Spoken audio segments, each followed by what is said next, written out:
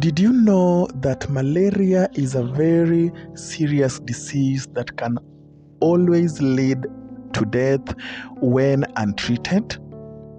Well, today, KAREEM'S clinic delves deep into malaria and the causes, symptoms, together with treatment. And as opposed to the rest of other diseases that usually involve a lot of antibiotics when it comes to their treatment, KAREEM'S clinic is going to explain the treatment, actual treatment of the disease malaria. Before we go deeper, kindly consider subscribing so that we grow the channel. And thanks for that. I don't take it for granted. Now, malaria, as I've said, is a serious disease that spreads when you are bitten by a mosquito. And this mosquito has to be infected by a tiny parasite. This parasite is known as Plasmodium. When it bites, the mosquito injects malaria parasite in your bloodstream. And as I've said, and I want to put stress on this, when you have malaria, do not use antibiotics. Do not use antivirals, because malaria is caused by a parasite and not a bacterium or a virus. This parasite is called Plasmodium. The Plasmodium has got different species. In fact, it has 5 different species. Now, depending on the species that you have, remember, one person suffering from malaria could have as many as the 5 species in you. It means that your medication will depend on the number of species you have in your body and also the type of the species. There are 5 species of Plasmodium that we are gonna mention. These species are Plasmodium falciparum. We also have Plasmodium malariae, which is very common, Plasmodium vivax, Plasmodium ovale, and Plasmodium knowlesi. So those 5 are the ones that cause malaria. Now, falciparum malaria is potentially life-threatening. However, patients with severe falciparum malaria may develop liver and kidney failures as opposed to other Plasmodium species. If you have the falciparum malaria, that malaria that is caused by the Plasmodium known as Plasmodium falciparum, you could experience convulsions and sometimes you get into a coma. And if the situation is really severe, you may die. It may lead to death. Is it important to know all these species of Plasmodium? Not really. It is not important. I just mentioned them so that we know that they are different species. But the doctor that will be treating you will know after the tests. The doctor should know which species you are affected with so that you can get the correct medication for all this. Malaria is very common, and malaria, if not treated, can always lead to brain damage. It can always lead to organ failure. It can still lead to troubled breathing and finally death. Malaria is found in Africa, and this is very important for my listeners or KAREEM'S clinic listeners, so that wherever they are, they know the areas that are prone to malaria. Africa as a whole has malaria. Eastern Europe also has malaria. People who live in the Central and South America, also those areas have malaria. Islands in the Central and South Pacific Ocean, the area that we call Oceania, also has malaria. South and Southeast Asia also has malaria. That information is important so that the listeners who are from those particular places get to know the malaria areas. So I want to mention one thing here. It doesn't mean that today when you get a mosquito bite, tomorrow you will have malaria. And the converse is true. You could get a mosquito bite today and tomorrow you get malaria. What is this supposed to mean? When you get a mosquito bite and you're actually infected with the Plasmodium, whichever species, most of this Plasmodium gets into the liver. It stays in the liver for as long as it is inactive. Remember, in Kenya, for example, the western part of Kenya has got a lot of malaria. People in Nairobi, for instance, will rarely fall sick out of malaria. However, you find that somebody hasn't visited western part of Kenya for probably the last 8 months and they have symptoms of malaria. How does that happen? Yes, if you ever visited western 3 years ago, 2 years ago, 5 years ago, and you got a mosquito bite, there are very high chances that the mosquito bite that you got left you with the infection of the Plasmodium. But now the big question is, why haven't you fallen sick for the last 1 year since you left Western? It is because there is that inactive nature of some species of the Plasmodium. So they can stay in the liver as long as they are dormant. Then later on, they can simply blow up and cause you an infection, and you become symptomatic and you show the symptoms and you treat the malaria. And that is why sometimes you're told when you are visiting Western Kenya, I'm referring now to Kenyans, for instance, when you are visiting Western Kenya, make sure you take the preventive measures.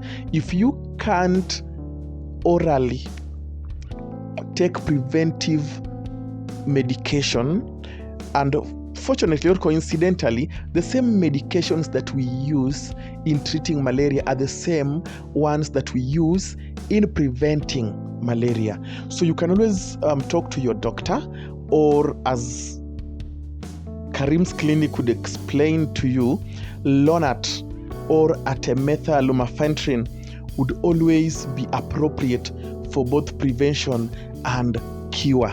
So don't always think that you have to go to Western in a month. Within a month you are infected.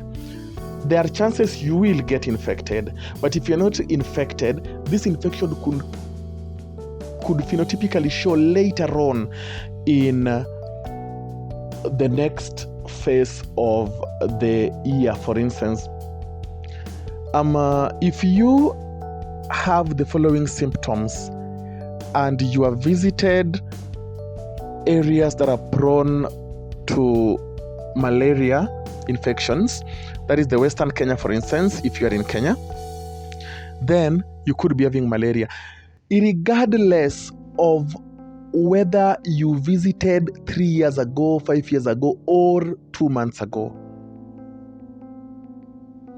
Number 1, fever and sweating.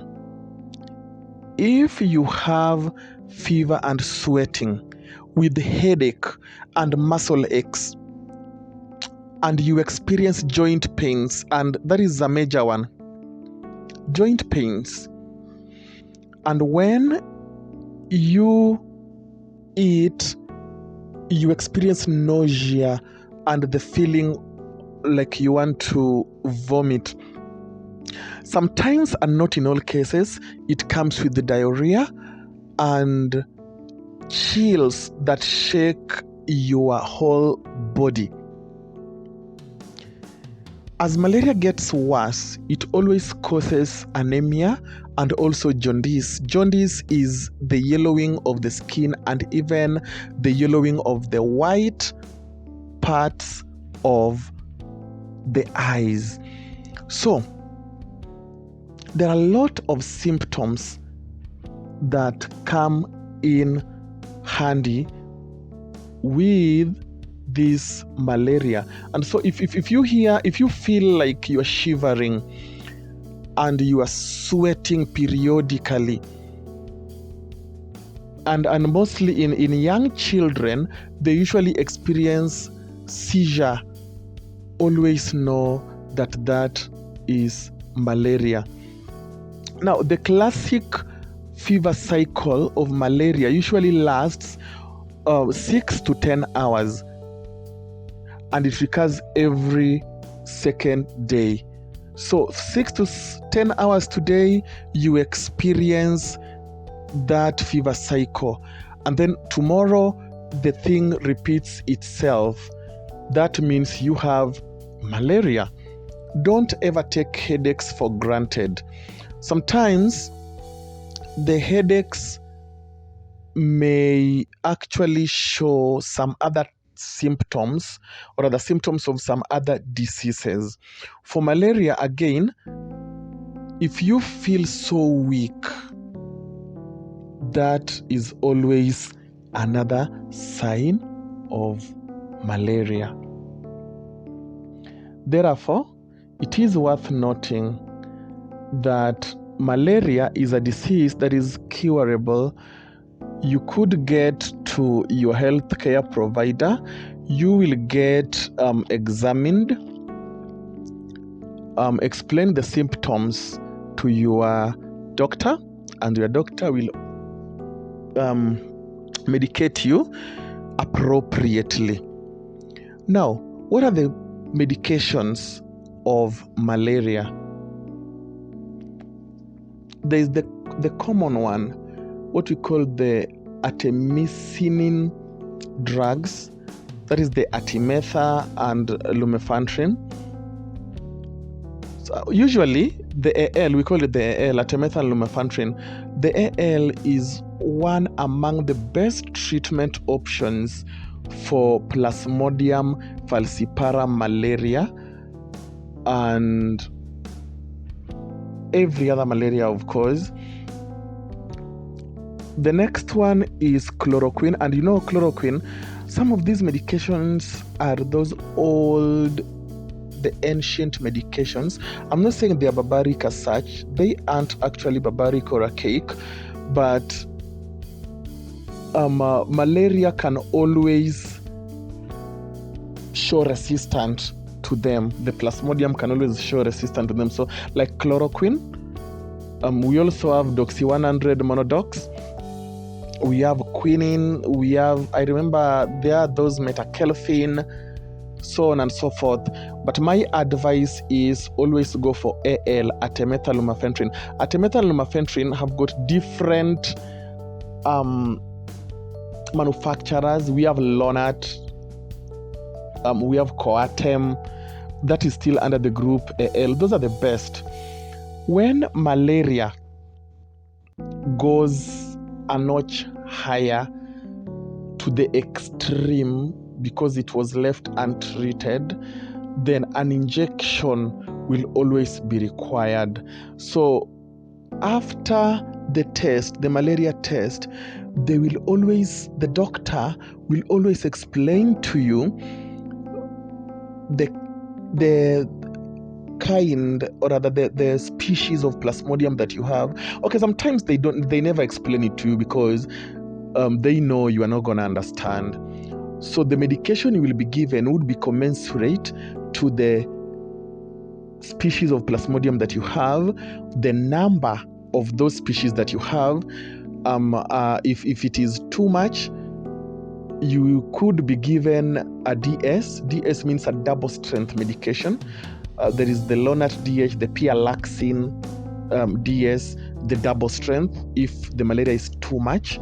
You can also be given an injection if, again, the malaria is too much. Now, malaria can be prevented. If you want to prevent malaria, always make sure you apply mosquito repellent on your skin.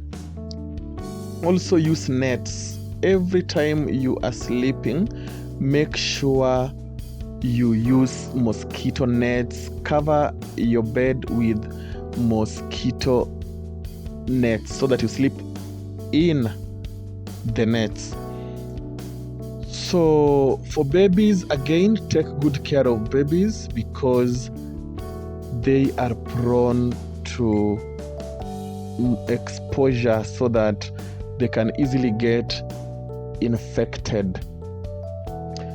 Now, that is all we had today as KAREEM'S Clinic.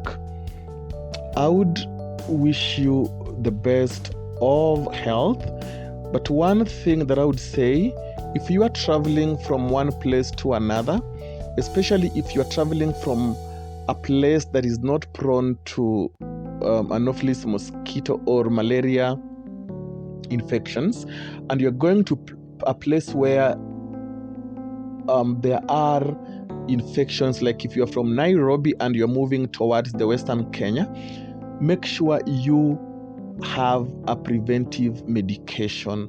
Talk to your healthcare provider so that you are given an appropriate medication to prevent.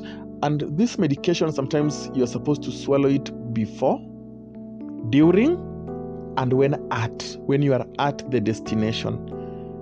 So that will sum our lesson today up, and thanks for listening.